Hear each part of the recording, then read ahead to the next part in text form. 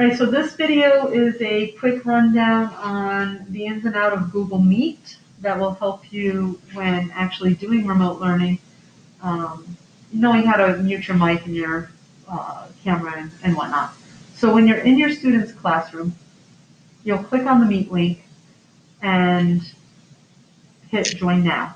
Notice that the camera is defaulted off, the microphone is defaulted on, and there's an option to change the background to either some picture or just kind of blur it out so you can't see what's going on in the background. So that one looks like a nice place to be. And we're going to hit Join Now. Okay, so now you can see my background is pretty sunset sky. Down below here, this is the microphone. So if you click on that, the microphone is muted and your student cannot be heard.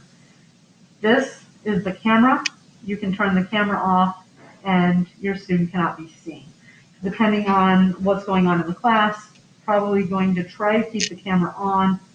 The microphone, generally, students keep off unless they are interacting. Just because there's a lot of background noise, gets to be a little bit overwhelming.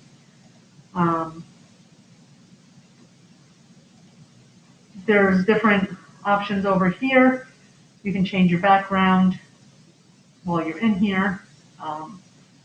Those are fairly new features.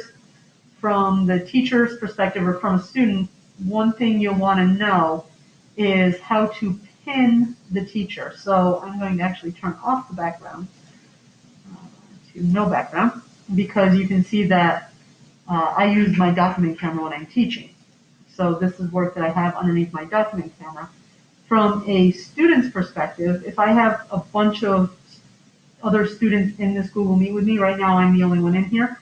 If there were a bunch of other students in here, you'd see a bunch of windows with all the classmates. If the teacher's using the document camera or doing a lesson, you may want to what's called pin the teacher. So you'll pin whichever screen you want to take up your entire monitor. So by pinning that screen, you're pinning the teacher and you'll be able to see what they are doing on their document camera. The teacher may also want to present their screen. So if they're doing something on their computer that they want to share with students, the teacher would hit present now, and the student would want to pin the presented screen from the teacher. Some just basic features to help you get started. There could be more. If you have questions, again, contact your student's teacher, and I'll make whatever videos people need to see. Oh, and to hang up, when you're done with the Google Meet, you hang up in the center there. Okay, hope it was helpful.